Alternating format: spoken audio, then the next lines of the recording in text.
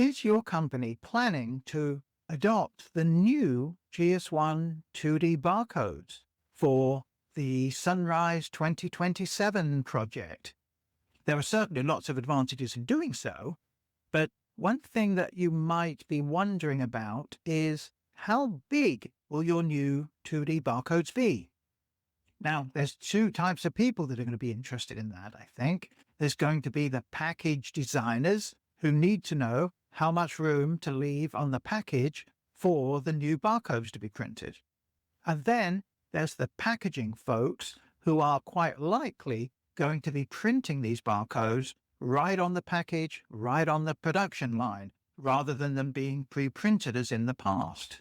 This means that they need to be able to choose the right print technology for the size barcodes they're going to have to print. Lots of questions, right? But our friends at GS1 have come up with a neat little tool called the GS1 Retail 2D Barcode Size Estimator. Bit of a mouthful, but it's very simple to use. And while nobody claims it's 100% accurate, it will be a very good estimate of how big your printed barcodes are, both including the quiet zone and without. So let's have a look. This is the tool, and I'll include a link to this in the text that comes with this video so that you can go and check it out and play with it yourselves. But there are basically three types of barcode that can be evaluated using this. There's GS1 Digital Link in QR code form, and that's what I'm going to be focusing on mainly here. GS1 Data Matrix using the GS1 element strings that you might be familiar with.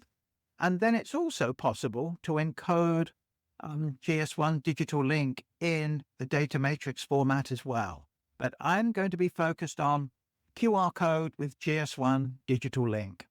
And with QR code, the user or the person managing the barcode actually gets to choose the level of error correction, unlike with data matrix where it's always ECC 200, you might be aware of. I'm going to stick with the default medium, and you can play with that later and see how that would affect what you're doing. I could just put any URI or basically URL into this tool, and let me quickly do that. And this 40second.cc is one of my domains. It doesn't really go anywhere other than my packaging newsnet site. But as you can see, we've created a barcode, a QR code, and the data is literally just a link to the website. And that's something that a lot of companies are putting on their package anyway. So it's really a fourth type of code that you can check the size of in this tool. But I'm not going to focus on that at all. I'm going to basically focus on Digital Link using a GTIN.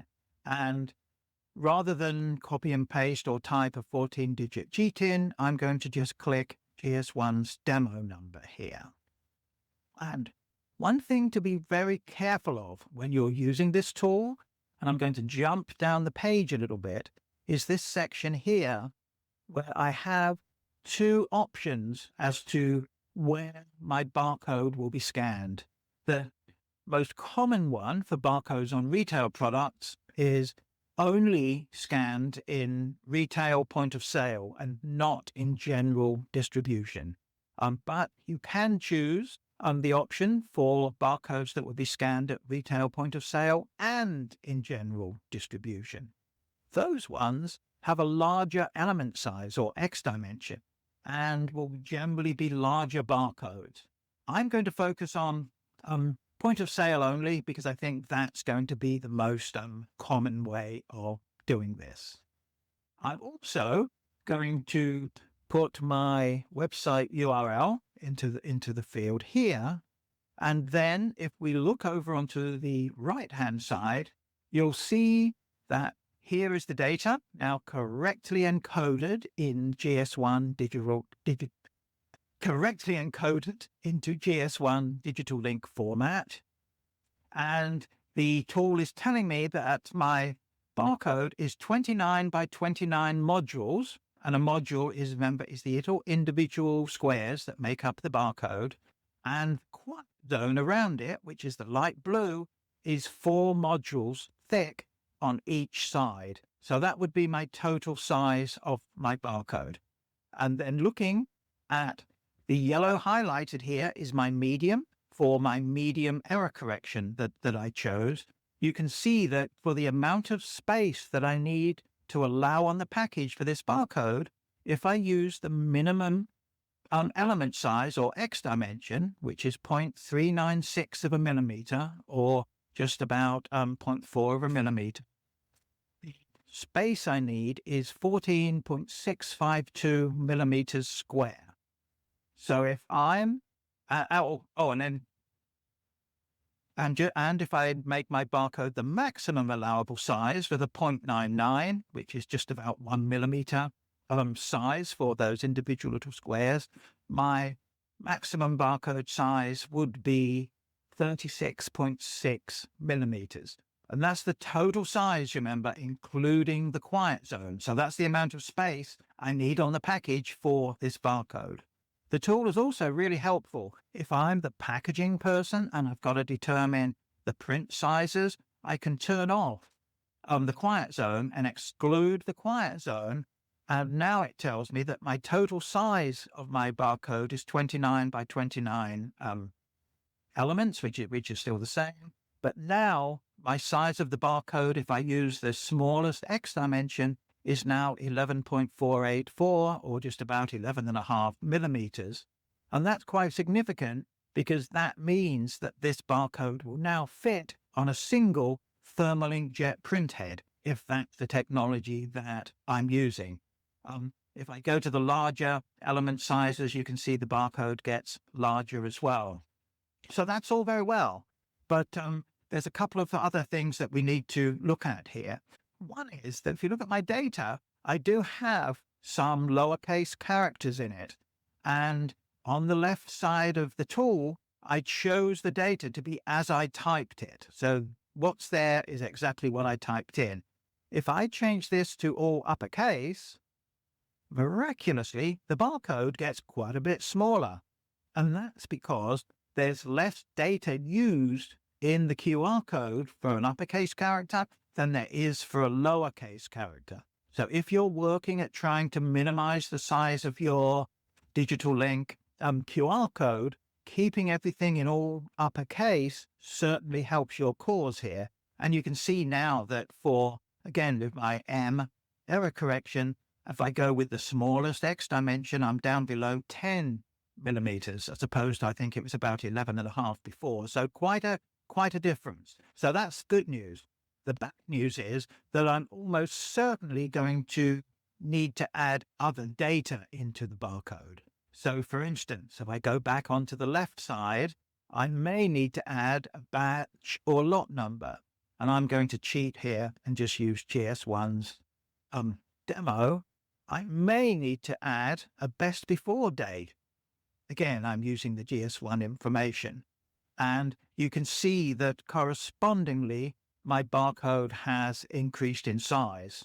So I think this is a fantastic tool for getting a good feel for how big your finished barcode is going to be for your particular use case. So for someone designing the package, it will give you a pretty good idea of the amount of clear space you need to leave on your package for the QR code and its corresponding quiet zone, those 4 elements on each side of the barcode.